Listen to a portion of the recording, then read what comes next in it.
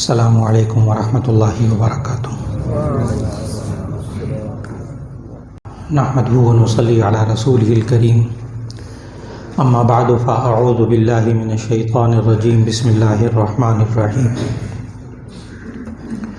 یا ایھا الذین آمنوا انما الخمر والمیسر والانصاب والازلام رجس من عمل الشیطان فاجتنبوه لعلکم تفلحون۔ صدق اللہ العظیم۔ اللہ رب العزت نے ہمیں جو نعمتیں عطا فرمائی ہیں، ان نعمتوں کو اللہ کے حکم کے مطابق یہ استعمال کرے، وہی نعمتیں انسان کے لیے مفید ہو جاتی ہیں، صحت مند ہوتی ہیں۔ لیکن اللہ کی کچھ مخلوق ایسی ہے جو اللہ ہی نے پیدا کی ہے، اور وہ خالق جانتا ہے کہ ان کے لیے یہ درست نہیں ہے، ان کے جسم کے لیے درست نہیں ہے، ان کے اخلاق کے لیے درست نہیں ہے، ان کے ایمان کے لیے درست نہیں ہے، تو اللہ تعالیٰ ان چیزوں سے پھر انسان کو منع کر دیتا ہے۔ اس لیے جو چیزیں انسان کے لیے اللہ نے جائز قرار دی، انسان اس کو کھا پی سکتا ہے، اسے حلال کہتے ہیں، اور جن چیزوں کو اللہ نے سختی سے روکا وہ حرام کہلاتی ہیں، اور کچھ چیزیں ایسی جو نبی صلی اللہ علیہ وسلم نے ناپسندیدہ قرار دے دی وہ مکروہ کہلاتی ہیں۔ ان حلال اور حرام چیزوں کا ذکر گزشتہ ملاقات میں ہو رہا، اس میں سے کچھ امور باقی رہ گئے، اس کا اگلا حصہ آج عرض کر رہا ہوں۔ اللہ تعالیٰ اسے مکمل کرنے کی توفیق عطا فرمائے۔ کہ مختصراً یہ کہ ہم جتنی چیزیں کھاتے ہیں ان میں اور پیتے ہیں، ان میں سے ایک پانی، مشروبات، ان مشروبات میں سے صرف ایک چیز اللہ نے حرام قرار دی جسے شراب کہتے ہیں، کہ اس میں نشہ ہوتا ہے۔ پھر اس کے بعد انسان جو چیزیں کھاتا ہے ان میں سبزیاں ہیں، دالیں ہیں، اناج ہے، غلہ، دالیں ساری حلال، سبزیاں ساری حلال، دانے دار چیزیں وہ سب آپ کے لیے حلال۔ اب جو حرام چیز کا بیچ میں عنصر آتا ہے وہ ہے اہم چیز، وہ ہے گوشت۔ اور گوشت کے اندر دنیا بھر کے جتنے جانور ہیں ان میں حلال اور حرام کو پہچاننے کے لیے پوری دنیا کے جانوروں کو 4 حصوں میں تقسیم کر لیجیے۔ ایک حصہ چوپایوں کا، بہائم، اور دوسرا حصہ پرندے، طیور، برڈز، اڑنے والے جانور، اور تیسرے مائی جانور، بحری جانور، سمندری جانور، اور چوتھے حشرات الارض، کیڑے مکوڑے، رینگنے والے جانور۔ مفسرین نے لکھا کہ جتنی بھی حشرات الارض ہیں وہ سارے کے سارے حرام ہیں۔ وَيُحَرِّمُ عَلَيْكُمُ الْخَبَائِثَ، تم پر خبیث چیزیں حرام قرار دے دی گئی۔ اس کے تحت مفسرین نے بھی یہ بھی لکھا جتنے کیڑے مکوڑے حشرات الارض سب حرام۔ اب باقی رہ گئے 3۔ اس میں سے عرض کر رہا تھا کہ جو بہائم، چوپائے ہیں، ان میں نبی صلی اللہ علیہ وسلم نے اصول بتایا، ذی ناب یصید بہ، کہ کچلی والے جانور جو کچلی سے شکار کر کے کھاتے ہیں وہ حرام ہے۔ ان کا بھی گزشتہ ملاقات میں تفصیل سے ذکر ہوا کہ سامنے کے جو 4 دانت ہوتے ہیں ان کے ساتھ 2 نوکیلے دانت ہوتے ہیں، ان کو ناب کہتے ہیں، ہم اردو میں اس کو کچلی کہتے ہیں، پنجابی زبان میں اس کو سوئے کہتے ہیں۔ جس جانور کے منہ میں یہ ناب، سوئے، یہ کچلی والے جانور ہوتے ہیں، یہ کچلی سے شکار کرتے ہیں، وہ حرام، اس میں وہ کتا، بھیڑیا وغیرہ وغیرہ سب۔ لیکن اگر کچلی والا جانور ہو اور کچلی سے شکار نہ کرے تو وہ حلال، کیونکہ دو شرطیں پوری نبی صلی اللہ علیہ وسلم نے بتائیں کہ کچلی والا ہو اور کچلی سے شکار بھی کرے۔ اب اونٹ جو ہے اس کے منہ میں کچلی ہوتی ہے، صوبے ہوتے ہیں، دو نوکیلے دانت ہوتے ہیں اونٹ، لیکن وہ اسے شکار نہیں کرتا، حلال اس اصول کے تحت۔ یہ بنیادی اصول بہائم چوپایوں کے اندر بیان ہوئے۔ پھر پرندوں کی بات چل رہی تھی کہ پرندوں کے لیے نبی صلی اللہ علیہ وسلم نے یہ اصول سمجھایا، ذی مخلب یصید بہ، حدیث کے الفاظ، ذی مخلب یصید، مخلب کہتے ہیں پنجے کو، ذی مخلب یصید بہ، جو پنجے سے شکار کر کے کھاتا ہو وہ حرام، باقی سارے پرندے حلال، سوائے ان چند پرندوں کے جو کہ مردار کھاتے ہیں یا بہت زیادہ ناپاکی کھاتے ہیں، ان کے بارے میں الگ۔ لیکن اصول یہی ہے کہ پنجے سے شکار کرنے والا جانور پرندہ حرام، باقی سب حلال۔ اس میں چونچ کے ٹیڑھا ہونے کا دخل نہیں ہے کہ چونچ ٹیڑھی چونچ والے حرام ہوتے ہیں، یہ ہمیں دین میں اصول نہیں بتایا گیا۔ البتہ اگر کوئی جانور ایسا ہو جو کہ پنجے سے کھاتا تو ہو لیکن شکار نہ کرتا ہو، پنجے سے کھاتا ہے، پکڑ کے کھاتا ہے لیکن شکار اس سے نہیں کرتا، اس کو محدثین نے، فقہا نے حلال قرار دیا۔ ہمارے معاشرے میں ہے لوگ نہیں کھاتے لیکن شرعی طور پر وہ حلال کہلاتا ہے اس اصول کے تحت، اور وہ ہے طوطا، ببیغا، عربی میں اس کو ببیغا کہتے ہیں۔ یہ ہاتھ سے اپنے پنجے سے پکڑ کر کھاتا ہے لیکن شکار نہیں کرتا، اگرچہ ہمارے معاشرے میں رواج نہیں ہے اس کے کھانے کے بارے میں۔ تو پرندوں کے بارے میں بھی اصول معلوم ہوا، اور پھر اس کے ساتھ ساتھ آخری جو رہ گیا تھا وہ تھا مائی جانور، بحری جانور۔ یہ اس لیے سلسلہ شروع کیا تھا کہ آج وقت کی بہت بڑی ضرورت ہے کہ ہم معاشرے کے اندر حلال اور حرام سے آگاہ ہوں، تاکہ اس کے بعد ہم اگلی نئی نسل کو بھی بتا سکیں، بچوں اور بچیوں کو بھی بتا سکیں کیا حلال کیا حرام۔ اس کی میں نے مثالیں بھی دی گزشتہ ملاقات میں کہ کس طرح جن ملکوں کے اندر بچوں کی تربیت، نوجوانوں کی تربیت کی گئی، وہ کس طرح حلال اور حرام کی فکر کر رہے ہیں۔ بحری جانوروں میں سے فقہا کے اندر اختلاف موجود، امام مالک، امام شافعی، امام احمد بن حنبل، وہ تینوں حضرات یہ کہتے ہیں کہ بحری مینڈک، دریائی مینڈک، جس کو عربی میں ضفدع کہتے ہیں، دریائی مینڈک وہ حرام۔ اس کے علاوہ یہی حضرات کہتے ہیں دریائی خنزیر مخصوص شکل کا وہ حرام، اور اسی طرح مگرمچھ جس کو تمساح کہتے ہیں عربی میں، تمساح، مگرمچھ،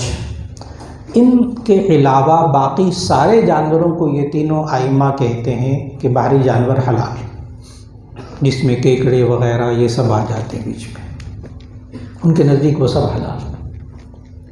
لیکن امام ابو حنیفہ رحمہ اللہ کا یہ کہنا ہے، یہ اس لیے عرض کر رہا ہوں کہ چونکہ عام طور پر حنفی مسلک کے لوگ ہوتے ہیں تو ان کو بڑا خیال رکھنا پڑتا ہے، خاص طور پر گلف ممالک میں، عرب ممالک کے اندر بڑا خیال رکھنا پڑتا ہے، اس لیے کہ وہاں ہوٹلوں کے اندر سی فوڈ بالکل ہر چیز موجود ہے، وہاں سی فوڈ مکمل موجود ہے،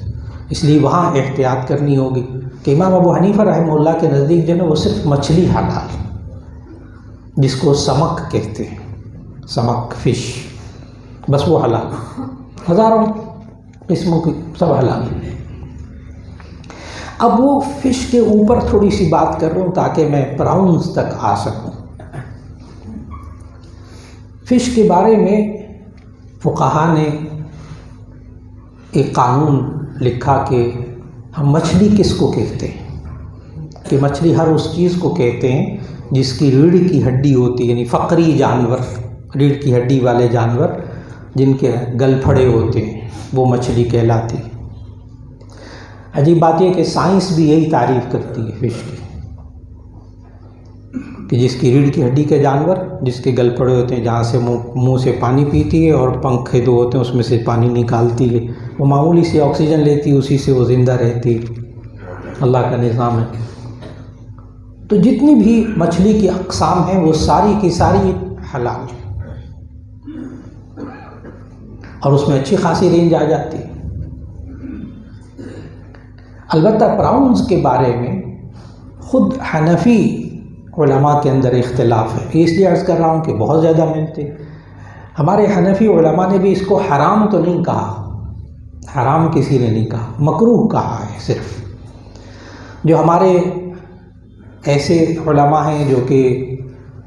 خشکی کے علاقے، خشکی کے ملکوں سے تعلق رکھتے ہیں، انہوں نے تو اس کو مکروہ کہا، پراؤنز کو،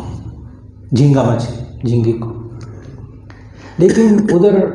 بنگلہ دیش کی طرف چلے جائیں، سری لنکا چلے جائیں، دوسرے ممالک جہاں یہ اس کو مچھلی ہی کہا جاتا ہے، وہاں ان علماء کی دلیل یہ ہے کہ چونکہ اس کو مچھلی کہا جاتا ہے عرف میں، اس لیے ہم عرف کا اعتبار کریں گے اور اس کو مچھلی کہہ دیں گے، اس لیے ان کے نزدیک حلال ہے۔ تو میں نے عرض کیا کہ حرام تو کوئی قول اختیار نہیں کر رہا، لیکن یہ ہے کہ مکروہ کی حد تک معلوم ہوا، اس میں اس کا کھانے والا حرام کھانے والا نہیں کہلائے گا۔ اب آ جائیے اس طرف کہ اس میں جو چیز تمام جانوروں میں سے جس کے بارے میں اب دنیا بھر میں احتیاط کرنی پڑ رہی ہے وہ ہے خنزیر۔ اب یہ جانوروں کے ساری باتوں کو سمجھ لیا،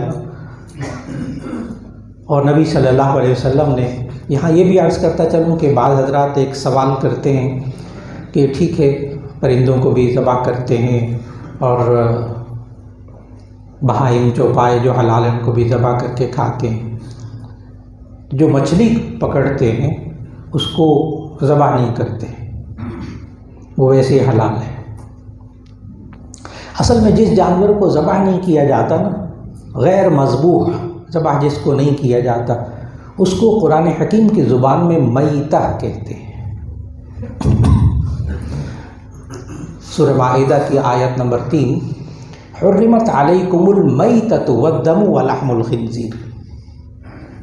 کہ تم پر حرام کیا گیا میتہ والدم، اور خون، ولحم الخنزیر، اور خنزیر کا گوشت۔ یہاں دم کے اوپر بھی ایک بات عرض کرتا چلو، یہ جو دم خون جو حرام ہے نا، یہ حلال جانور جس کو آپ ذبح کریں، اس کو ذبح کرتے وقت جو خون نکلتا ہے وہ دم مراد ہے۔ اس کو مفسرین نے احادیث کی روشنی میں لکھا دم مسفوح، بہتا ہوا خون، دم مسفوح، بہتا ہوا خون، یہ تو حرام ہے، ناپاک ہے۔ لیکن بہت سے حضرات دم کے بارے میں سوال کرتے ہیں، کہتے ہیں جب ہم گوشت لے کر آتے ہیں تو اس کے اندر بھی، ہڈیوں کے اندر بھی خون ہوتا ہے، نالیوں کے اندر بھی خون ہوتا ہے، گوشت کے اندر بھی اجزاء میں خون ہوتا ہے، وہی ہم پکا لیتے ہیں۔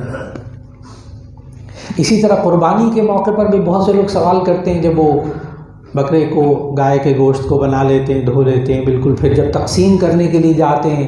تو جس رومال میں لپیٹتے ہیں، جس کپڑے میں یا تھیلے میں کسی چیز میں رکھتے ہیں، تو وہ بسا اوقات وہ گوشت میں سے خون لگ جاتا ہے، تو وہ کپڑا پاک ہے یا ناپاک ہے؟ تو اس کے لیے بھی عرض کرتا چلو، صرف دم مسفوح جو ذبح کرتے وقت جو بہتا ہے نا، وہ حرام اور ناپاک، اور جو بوٹیوں کے ساتھ لگا رہ جاتا ہے اندر ہڈیوں میں، بعد میں کھانے میں ڈلتا ہے، وہ بالکل پاک اور حلال، وہ دم مسفوح نہیں کہلاتا۔ اب بات آ رہی ہے میتہ کی، حرمت علیکم المیتہ۔ میتہ قرآن حکیم کی زبان میں کہتے ہیں مردار جانور، عام طور پر یہ ترجمہ کیا جاتا ہے مردار جانور،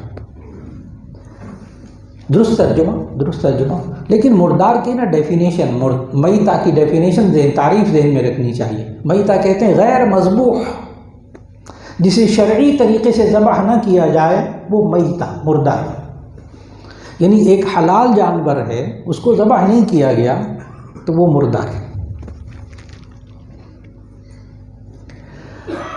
اب اس میں جو اہم ترین بات ہے وہ یہ کہ جس کو ذبح نہ کیا جائے، یعنی شرعی طریقے سے، وہ مردار۔ اب باہر کے ملکوں کے اندر جو مسئلہ پیش آتا ہے، آپ حضرات جب سفر کرتے ہیں، وہ آتا ہے مشینی ذبح کا۔ مشینی ذبح جو ہوتا ہے اس میں مرغیوں کے لیے الگ طریقہ کار ہے اور جو بکرے وغیرہ ہیں ان کے لیے الگ طریقہ کار ہے۔ مرغیوں کا طریقہ کار تو وہاں باہر کے ملکوں میں جہاں حلال سرٹیفیکیشن ہے، جہاں بہت علماء متوجہ ہیں، وہاں تو اب بھی حلال مل رہا ہے، اب بھی حلال گوشت مل رہا ہے۔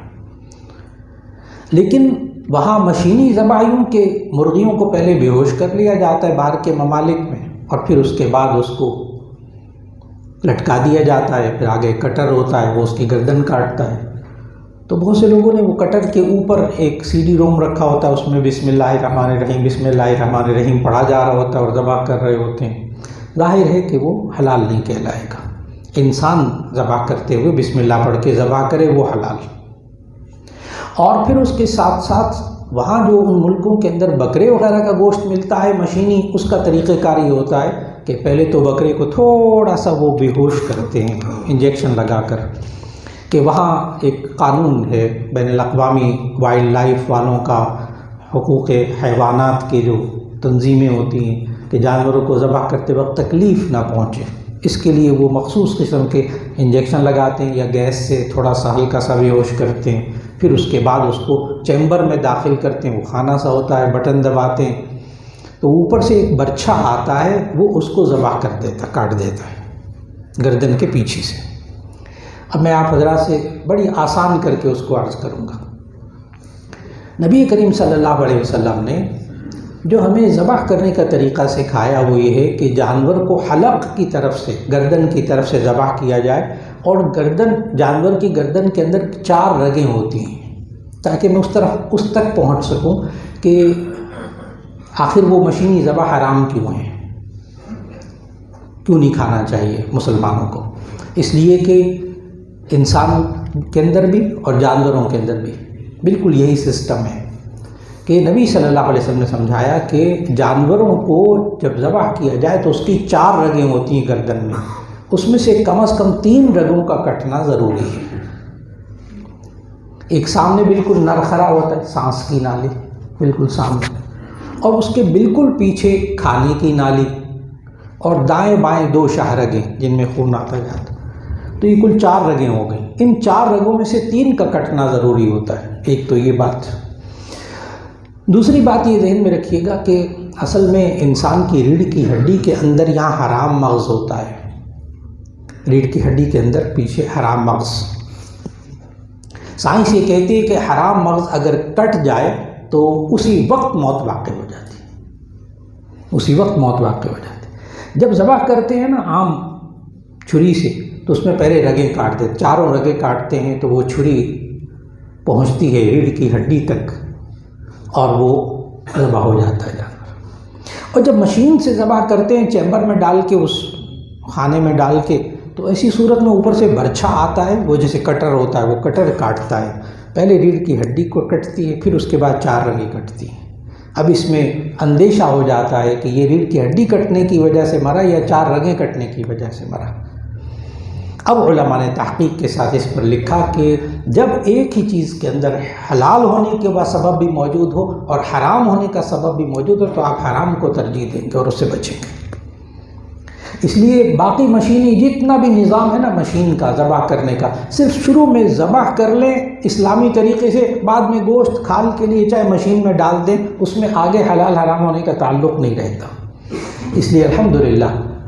بعض ممالک کے اندر ایسے حضرات بڑی توجہ کے ساتھ وہ ذبح کرتے ہیں اور حلال گوشت جو ہے وہ لوگوں کو فراہم کرتے ہیں۔ ایک تو باہر کے ملکوں کے حوالے سے عرض کیا،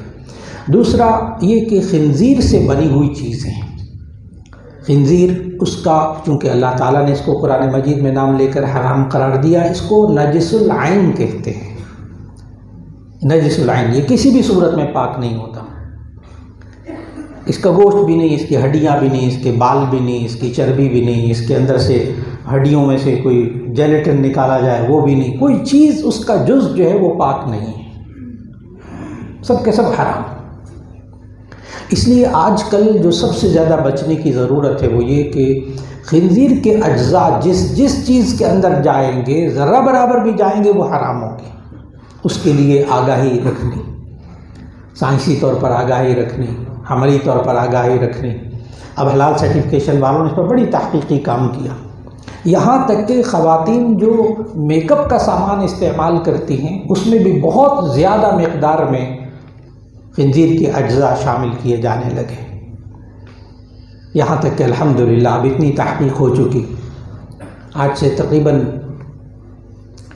18 سال 17 سال 18 سال پہلے کاسمیٹکس کے اوپر، کاسمیٹکس کے ایک ایک جز کے بارے میں کہ کیا کاسمیٹک کی کون سی چیز ہے، اس میں کیا اجزاء ہوتے ہیں، اس کا استعمال کیا ہے، اس میں ممنوع اجزاء کیا ہیں، یہ پورا ایک تھیسس تھا۔ جنوبی افریقہ کے اندر سارے جتنے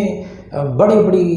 کاسمیٹکس کی کمپنیاں ہیں، برانڈڈ کمپنیاں، وہ ساری جمع ہوئیں اور وہاں باقاعدہ کانفرنس ہوئی۔ ان برانڈڈ کمپنیوں، یہودی ہیں، عیسائی ہیں، پتہ نہیں کیا کیا ہے مالکان، لیکن انہوں نے بات کو سمجھا اور ٹھیک 1 سال کے اندر اندر وہ حلال کاسمیٹکس لے کر آ گئے۔ اب جو بات عرض کرنا چاہتا تھا وہ یہ کہ گھر میں خواتین کو بھی اس بات پر متوجہ کیا جائے اور مرد بھی اس بارے میں آگاہی استعمال کرے کہ کاسمیٹکس میں بھی جہاں جہاں حرام چیزیں استعمال ہو رہی ہیں ان سے بچا جائے۔ اب حلال بھی موجود، لہذا آج کی پوری بات کا جو خلاصہ وہ یہ کہ ہمیں آہستہ آہستہ اپنے اندر حلال اور حرام کی آگہی ضرور پیدا کرنی چاہیے تاکہ اللہ رب العزت ہمیں اس سے بچا لے، اور خاص طور پر ہمارے پاکستان کے بعض ہوٹلوں میں اللہ تعالیٰ ان کو ہدایت نصیب فرمائے کہ بعض ہوٹلوں کے اندر اب خنزیر کا گوشت فراہم کیا جانے لگا اور اس کے اجزاء فراہم کیے جانے لگے، پھر اسی طرح ذبح کیا ہوا گوشت وہ بھی بھرپور کوشش ہو کہ جہاں حلال ہو وہاں سے لیا جائے، وہیں کھایا جائے۔ اسی طرح مرغیوں کے بارے میں، چکن کے بارے میں بھی جہاں معلوم ہو کہ یہاں حلال ہے تو ایسی صورت میں اس کو استعمال کیا جائے اور اس میں احتیاط کر لی جائے۔